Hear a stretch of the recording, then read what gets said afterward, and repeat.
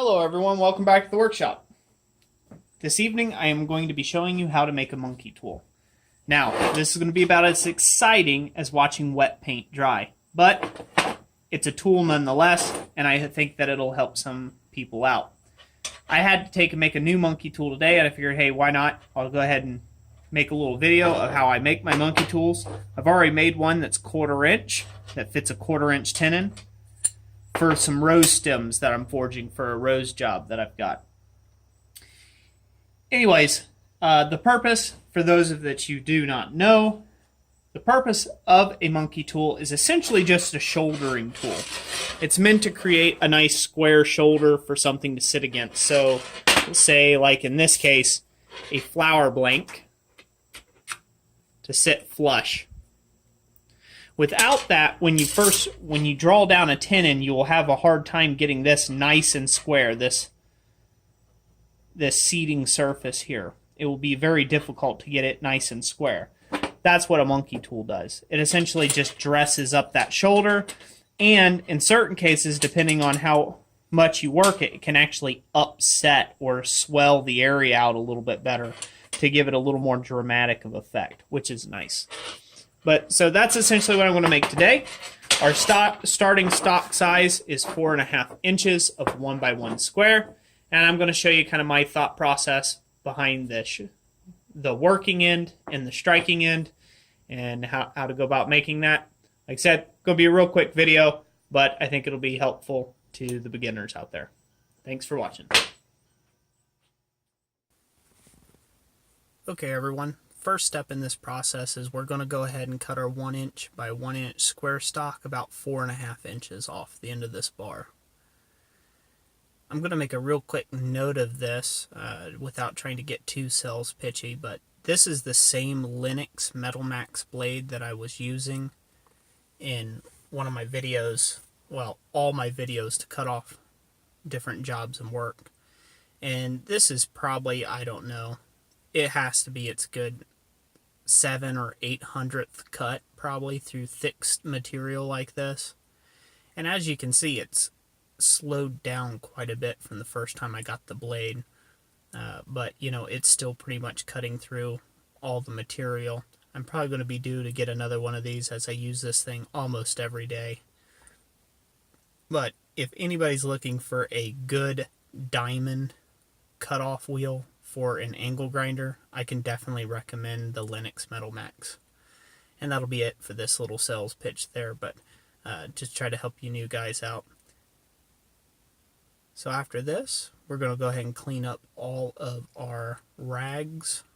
Now that's one thing I can say about the diamond blades. They definitely leave a pretty nasty rag on them, so you will have to cut those off, or I mean grind those out. But other than that, it does a pretty good job of cutting, and I haven't had to go through any other blades, so that's nice. The part that I'm working on here is going to be the struck end, and essentially you'll see me here in a second. I'll just start grinding some 45-degree flats or facets on the back. I find this helps to just center up the blows of your work. So, yeah, pretty much just doing that here. And then I'm going to clean up the hammer face. Don't worry about doing this too much. This thing's going to mushroom out and swell out and do some different weird stuff just because it's mild steel and being hit by a hammer. You know, don't spend a lot of time on this tool. That's not what it's meant for. It's kind of a throwaway tool. After you've used it for a couple hundred tenons, you throw it away and make another one. So, yep, pretty much now I am working and slightly crowning, as I like to do on all my monkey tools, the actual surface that's going to be creating our shoulder.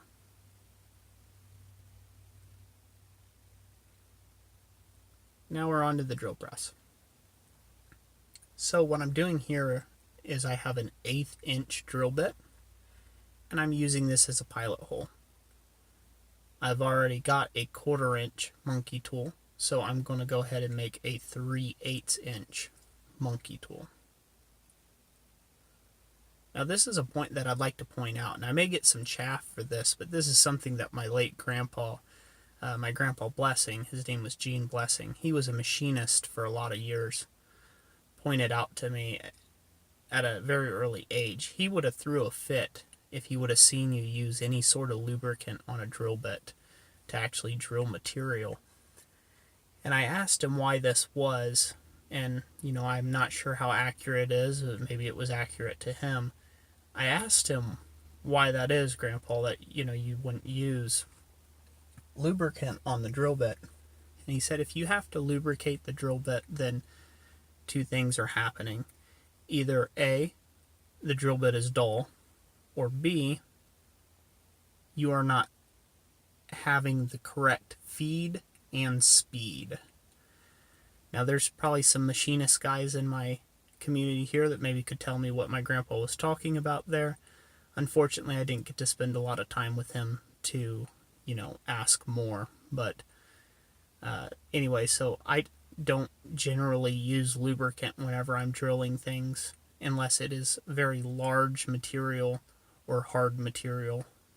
And if my grandpa can see me from up in heaven, he's probably throwing a hissy fit to this day, but that's another story.